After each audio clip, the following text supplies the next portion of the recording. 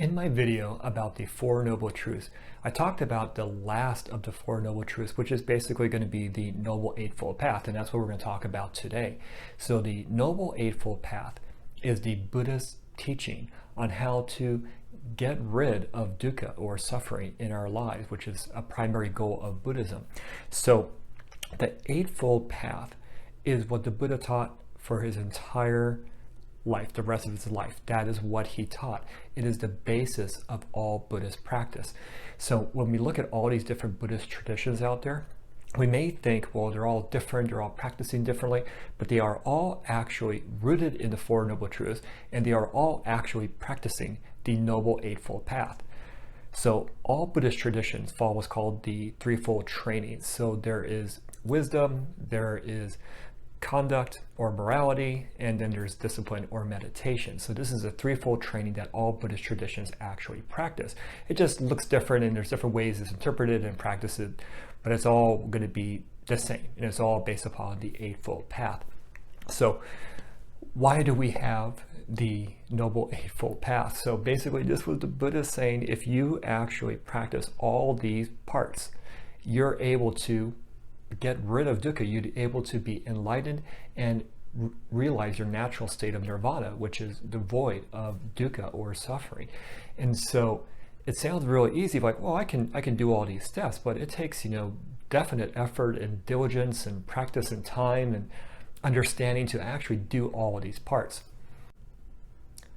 So why do we have the threefold training based upon the three parts of the Noble Eightfold Path, which are wisdom, morality, and discipline or meditation?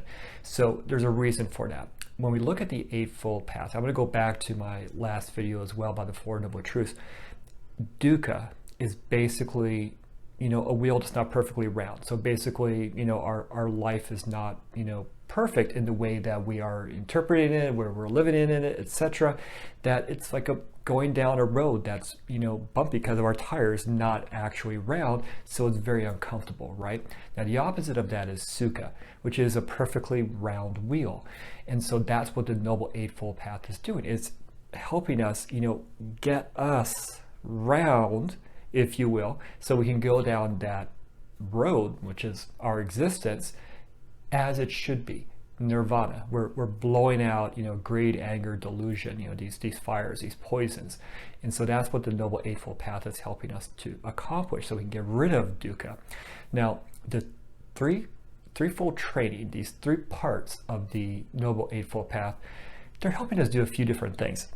So the first part, we got this wisdom category. You need that. If you don't understand what you're trying to do, like if I didn't know how to drive a car, well, I'm not going to be very good at driving a car. I could probably get into accidents, go down the wrong streets. I won't be able to get to my destination, right? So the wisdom portion is very important. Then we have the morality or conduct, and that's a very central core part of Buddhism. Being able to actually have, the right life that we're living, the conduct that we're living in, the morality is central to Buddhism. If we're not doing that, well, we don't have right wisdom, right? Because we're not understanding what we should be doing, and we're going to be, once again, caught up in these three poisons, three fires of greed, anger, and delusion. And that's going to just cause our suffering. We're just going to go in this endless cycle, right? Samsara, the cycle of rebirth. So we want to get rid of that. And then, okay, well, let's say, I understand it. I got, this wisdom. I got this category figured out. I got the morality, figured out, right? Or I'm doing it. You need the last part, which is, the discipline or meditative concentration. This is basically keeping us on the path. So let's say, like I just mentioned, well, I got, wisdom figured out. I got, conduct, morality figured out. But if you're not going to continue on it, then you're just going to fall right back again to where we were. So that's why it is so important to have this discipline category of the Eightfold Path as well. And when we're practicing all of these in unison together, perfectly together, just like the Buddha, you can become enlightened and live in your natural state of nirvana. That's why it's so important to have these three groupings and to understand why we actually have these three groupings of the Eightfold Path.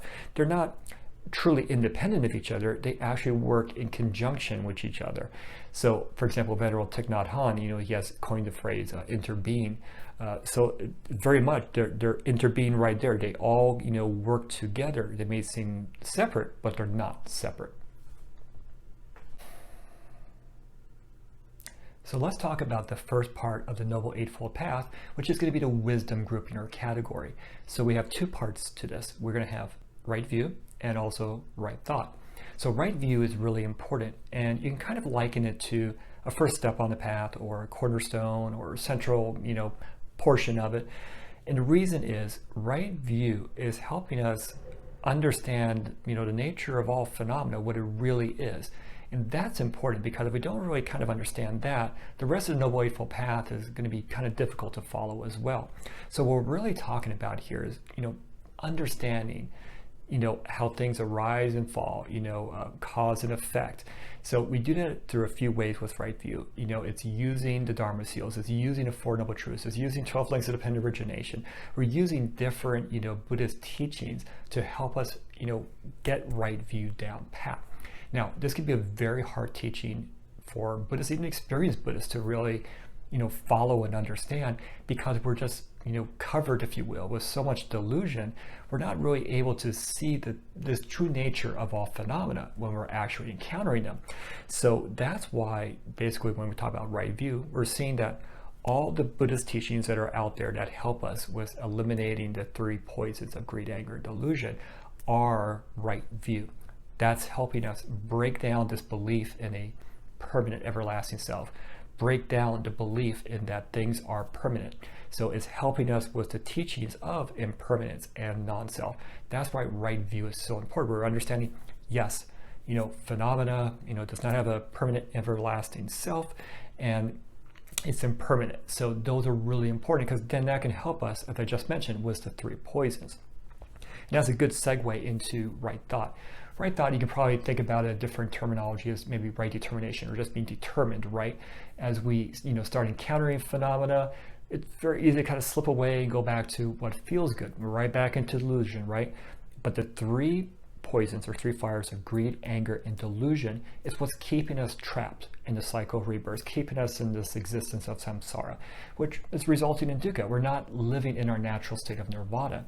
So right determination, I'll just call it that, is telling us we have to keep our mind, our thoughts, in constant accord with the Buddha Dharma.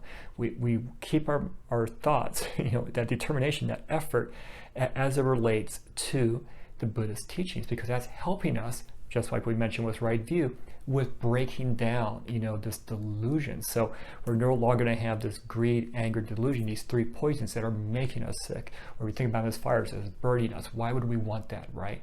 So right view is like, oh yeah, I'm getting this, like maybe I don't fully understand it right now, which is fine with all 8 parts of the Noble Eightfold Path. We're not going to get all of this, perfectly right away. It's the practice. But yeah, right view, I'm seeing this. And now right thought, I need to keep my mind in accord with those teachings as I progress, as I go down this path. And if you want to kind of think about it this way, if you're going to take maybe a road trip in your car, right? Because we say Noble Eightfold Path, right? So a path. So think about it this way, if you don't, understand where you're going, you don't understand street signs, how to navigate on the road, right? Right view, you kind of see out the windshield. That's going to be, I won't even say a very difficult journey. That's going to be a very dangerous journey, right? You're not going to probably get to your destination. But then also right determination or right thought. Well, if you're like, oh, this is tiring, I don't want to do it anymore, or I have this map, but I really don't want to read it. We're not going to get to our final destination. So this wisdom category is helping us understand, just like when we're driving a car. I understand how to drive the car. I understand how to read the signs on the road, the maps, everything to kind of get me there. And I'm going to keep my mind as I'm driving, being aware, being mindful as I'm going out there.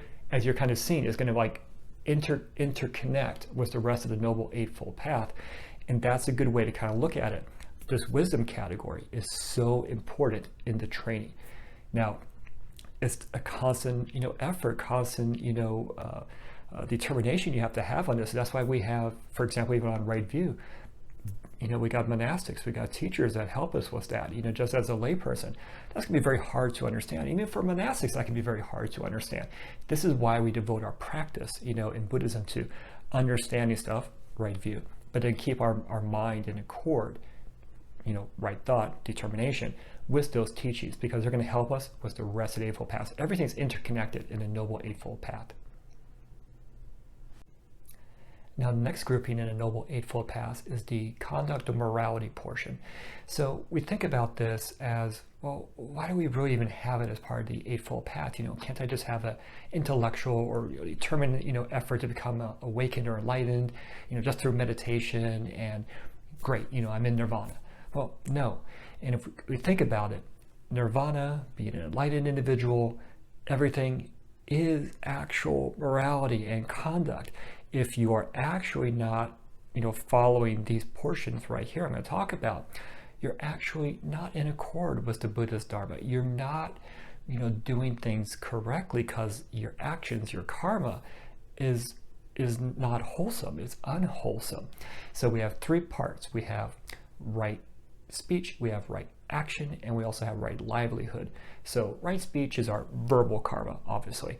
So you probably heard the saying, like words that cut like a knife. Well, yeah, your words can go ahead and have various degrees. They could be like a million little knives, or it could be like a big knife, right? They could be so, like you're lying, it could be so subtle, you're actually harming somebody, and they're feeling it, but they don't know they're being harmed at the same time. And you're also, and when you're doing all this, you're also harming yourself. And the reason is because you're still caught in, delusion, because guess what? You're poisoning yourself. You're still trapped with the three poisons of greed, anger, and delusion.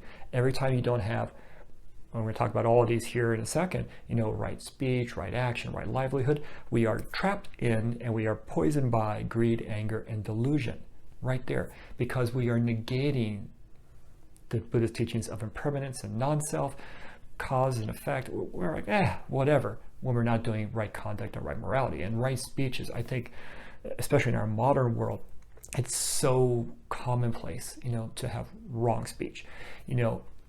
We think, like, well, when I'm speaking, right? But what do we do a lot of now? Social media. We're doing a lot of stuff electronically, right? Whether that's, imagery, videos, text messaging, anything, just a posting, a comment, whatever. It's all speech, right? So when we're doing that, we are actually harming others. We have to really think about, like, what we're doing with right speech. Is it, a relying? Well, that's actually really bad, right off the bat, because it's also harming you, not just that other person. When you're duplicitous, you're lying, or whatever the case might be. Are you doing any words of, compassion, support? These are where we should be looking with our speech, to have right speech, to have right wholesome verbal karma. And I'm sure you're thinking about it right now, like, yeah, we should be doing that. Absolutely. We should absolutely be doing that. Then we go to right action. And a lot of people, when they think of karma, they're thinking of this, but remember, it encompasses all these categories. This is going to be our bodily or physical karma, right? So are we, killing? Are we hurting? What are we actually doing, as far as, our actions? And so this bodily, karma we're doing, is it wholesome or unwholesome? And it has an absolute effect, not just on others, but again, on us as well.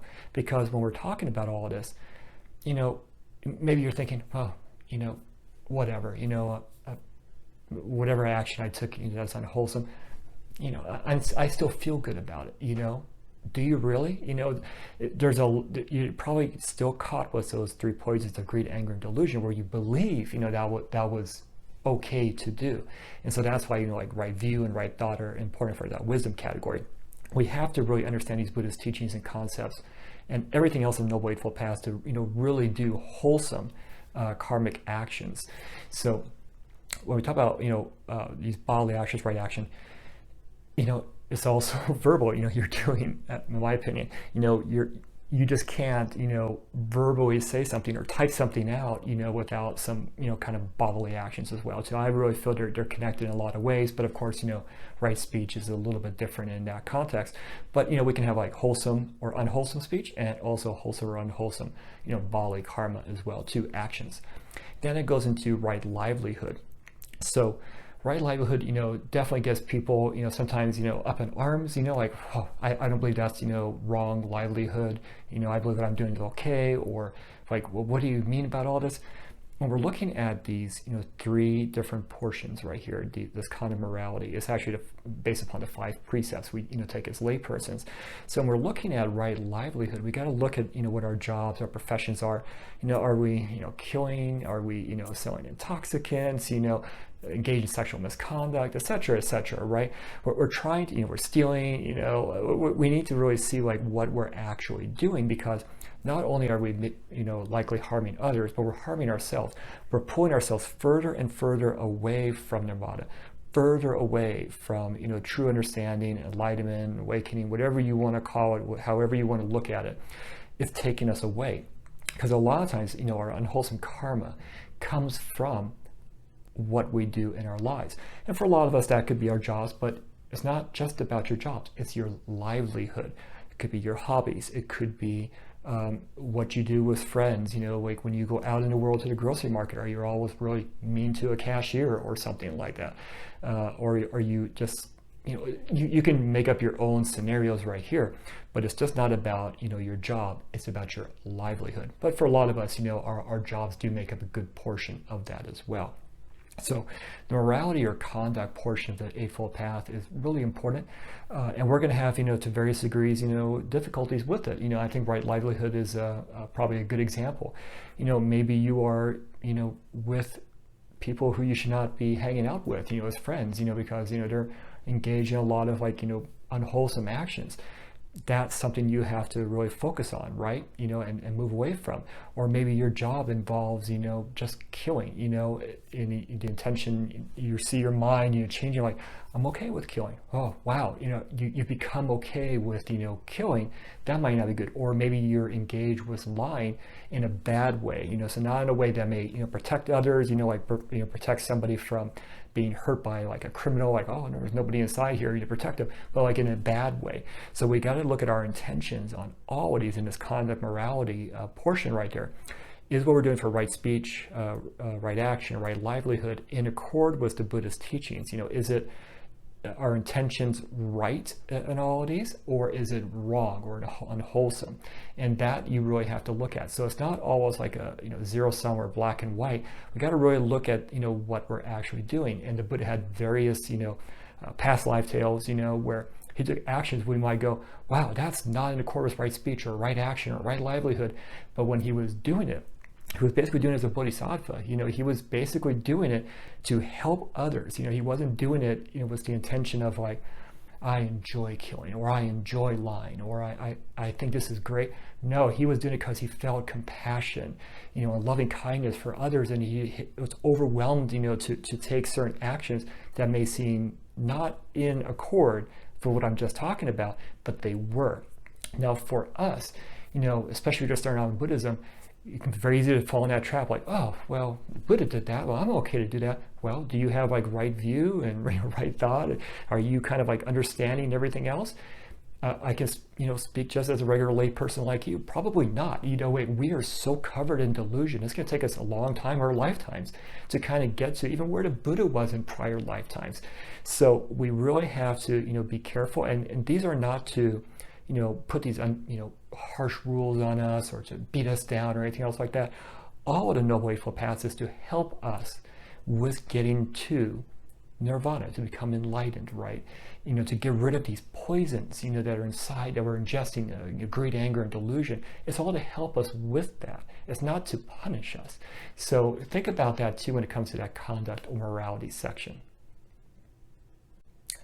The last part of the Eightfold Path is going to be the grouping for discipline. And so we have 3 parts in here as well. We're going to have right effort, we're going to have right mindfulness, and we're also going to have right concentration or meditative concentration. So let's start with the first one, right effort. So this is really important. It's a little bit different than right thought, what we talked about in the beginning in the wisdom category. Right effort is where we're like, I need to actually do something. I need to, if there's stuff happening, I got to be engaged with that, right? And so there's 4 parts to there, to phenomena that's either has not yet arisen or has arisen, right? So we want to prevent any unwholesome phenomena or states from arising. And so we're doing that through the Buddha's teachings, right? But then also, if there's any unwholesome states that have arisen, like maybe, in your mind, an unwholesome thought is occurring, we want to not let that continue to, grow. Because remember, we got these three poisons of greed, anger, and delusion, right? We don't want that. So this is where this is coming as well. Now, we also want to start, developing wholesome, conditions, right? So, well, when I get away from this unwholesome, I want to, develop wholesome. And so that's constantly something we have to do. We have to have effort to do that, because it's not going to be easy. We're so easily slipping and trapped and falling into doing unwholesome things because we believe through delusion that feels good or that seems good, even though we know deep down it really isn't. And then for any wholesome conditions or states that have arisen, we want to, develop that. We want to strengthen that. We don't want that to go away, right? So if we are in our mind says, great, what's the Buddha Dharma? We're, right view, right thought. We don't want that to, cease to fall. We want to strengthen that. We want to protect that. But, anything that's unwholesome, I want to get rid of that. Let's go and use the, the burning house analogy, right? You got a house that's on fire.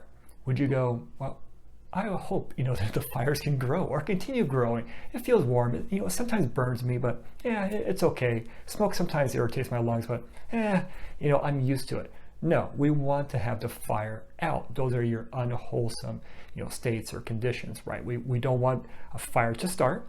And if there's a fire currently going, we want to put out the fire. That's why I relate to the three poisons as the three fires, right? Greed, anger, delusion. I don't want that. Now, what's, the other portion right there? I want to go and start developing probably like a great fire prevention strategy. I'm going to make sure that, the electrical outlet is not overused, so there could be a spark there, or I'll make sure my wiring is correct inside the house, or, I'll make sure that, there's no brush that can catch on fire, things like that, right? But then also, if my house is not on fire, great. I want to make sure that my house no longer goes on fire, because you know what? It hurt when I got burned. It hurt, and it was not comfortable when I was breathing in, the smoke and stuff like that. It was not the right way to live. So that's really why right effort is really important. Then it goes into right mindfulness, and so this is where I like to put it this way. If you think about the Buddha, he was practicing right mindfulness at all times. So when he was out, he was talking to people, when he was engaging with people, anything, right? It was right mindfulness. And so was his enlightened followers as well. So right mindfulness is us, being mindful of what's actually occurring around us. Being mindful. Am I ingesting poisons, greed, anger, delusion, right? Am I ingesting some poisons that are going to make me sick? My fire analogy. Am I putting more that I should put into the electrical outlet where it's going to, spark and catch a fire? Or am I allowing certain conditions in my house to, arise with a potential for fire? I need to be mindful of that. But for us, it's what we're, our sense organs, like what I'm seeing, what I'm thinking, what I'm feeling, all these different things, that's really the kindling, if you will, that will arise these fires, or the poison that we're ingesting. So we need to be mindful of that. And when you're mindful of that, just like the Buddha wasn't affected, because he was no longer affected by stuff that would arise fires. He was in Nirvana. He was in that state that no longer affected, because that delusion was gone from him. He was able to see the true phenomena of things, did not affect him. And that went for his enlightened followers as well. Then it goes into our last part of the Eightfold Path. The last part of the discipline category is going to be the meditative concentration, it's also called samadhi. And so this is actually a really important one. A lot of times we think, just, sitting on a meditation cushion, it's meditating, right? And yeah, that's a traditional way of doing a lot of monastics do it. But we're talking about, settling the mind. We're in our mind, thoughts come, and I forget the statistics, the number, but we get like so many thoughts that we're not even aware of sometimes. It's rising and falling in our mind, right? That's causing us, as it relates to Buddhism, to arise and fall, causes and conditions, dependent origination, etc. That's causing us to fuel the flames of the three fires, three poisons, greed, anger, delusion, right? Which is causing us to want to crave and cling, which is resulting in dukkha, suffering, and keeps us trapped in a cycle of rebirth, right? Because we can't stop. We can't stop thinking about what that person said to us or how that makes us feel. But then when it goes away or just happens, etc., etc., etc., it's all affecting us. And really, we're allowing things to take control of us, and we're allowing our mind to just run rampant, right? So, right, meditative concentration allows us at this state of samadhi, which is allowing us to, settle the mind, like, all right, calm down, calm down, bull in a china shop, so you're able to make true insight, into the true nature of things. And it kind of, if you think about it, goes all the way back to right view, where we started off on the right Eightfold Path, right? But all of these 8 parts are all interconnected. They're all part of each other. You're not really practicing one separately from the other. So this last part is allowing us to constantly strengthen ourselves, to constantly understand how to settle the mind, so I can be mindful, so I can practice right speech, right actions, right livelihood. I'm able to do all these different things in the Eightfold Path through also meditative concentration. Now, Buddhists, absolutely, they meditate. They also do chanting as well too, which is a form of meditative concentration. And a lot of times, for example, like in Pure Land Buddhism, they're focusing on a Buddha, which is, they're looking at it as like the perfected being, or, other Buddhists, as Shakyamuni Buddha. Like, you're looking at and not revering, the Buddha, but you're looking at what's actually inside you, which is a Buddha. So you're helping to get to your true Buddha nature, which is inside you, which, guess what, folks, is going to allow you to realize your true self, Buddha, Nirvana. You're going to be your true natural state of Nirvana. You're blowing out those 3 fires, 3 poisons of greed, anger, delusion, and you're no longer going to have, this constant, bumpy road. Your wheels going to be perfectly round. You're able to exist in life in your true state, which is Nirvana. And that's the way we want to be. We're mindful at all times. That's what the Buddha was actually doing. And so the Noble Eightfold Path, is not, rigid rules, to punish you or to make you feel uncomfortable. It's there to help you get to this end state, just where the Buddha did, just where his enlightened followers did. Is it difficult? And I think that's a good question. It's difficult because we make it difficult. And as a layperson, I'll say, yes, I make it difficult as well too, and I'm sure you will as well. And even for monastics, they make it difficult for themselves, although they are devoting themselves into a path that's helping them, be more effort and determination to realize it. But even they are, inside the same world as we are. But we're so caught in delusion that what's actually the Eightfold Path is so difficult for us. But as we continue to practice it, some parts almost click. You're like, oh, I got it, maybe to a degree. Sometimes we think, I got it, but it could just be to a small degree. But you know what? A small degree is something. And when we look at the Buddha's past life tales, he made so much, small little progresses there, but his determination, his effort, his vow just continued and continued and continued. And that's what we really have to think about on the Noble Eightfold Path. Don't go, well, I suck at this, or, I wasn't great at that. Okay, guess what? That's life. That's part of our practice. We have to reflect on that, and we can definitely do that during meditative concentration as well too. We want to settle the mind and to get deeper insight into different Buddhist teachings. Fantastic. A lot of things will become clearer, and we're able to then, for example, if I maybe understand concept XYZ, now I'm able to do right speech, which I was having such difficulty with before, for example. So the more you practice, I don't want to say the better you get, but yeah, the clearer your mirror gets. You're able to see your true Buddha nature a lot better, and that's what this Eightfold Path is all about. And will it be tough going out, starting off? Yeah, probably. Tough for a couple of years? Probably. Tough for a decade? Probably. But this is why so many Buddhists make a determined effort, in all of this. This is why we go to temples and have monastics, to refresh ourselves and to get teachings and to be inspired, especially by monastics who's, devoted their life towards this. So the Eightfold Path, especially for laypersons, we're faced with many challenges in the layperson life, but we can definitely make progress, and any effort you make on the Eightfold Path is just like going to a gym. you're making effort towards an end goal. Just like these 3 parts of the Noble Eightfold Path, you can look at that as like, like right nutrition, right exercise when you go to the gym, and understanding how to do right exercise, right? Because if you did one thing wrong, you could probably injure yourself, or maybe you're not going to make any progress if you're not eating the right nutrients and stuff like that. So when you're doing all things in conjunction, you're going to see progress. Now, will you be a big muscle-bound person in like a week? No, and that's what we got to really understand. This is going to take time, because for a long time, delusion is so ingrained in us. It's going to take us time to really get over that, but the Eightfold Path is there to help you. So I'd like to, hear from you in the comments, like how do you practice the Eightfold Path, especially inside your Buddhist tradition? There's many different ways we practice the Eightfold Path, but I'd like to hear from you, and of course, any questions you might have about the Eightfold Path also. Thank you.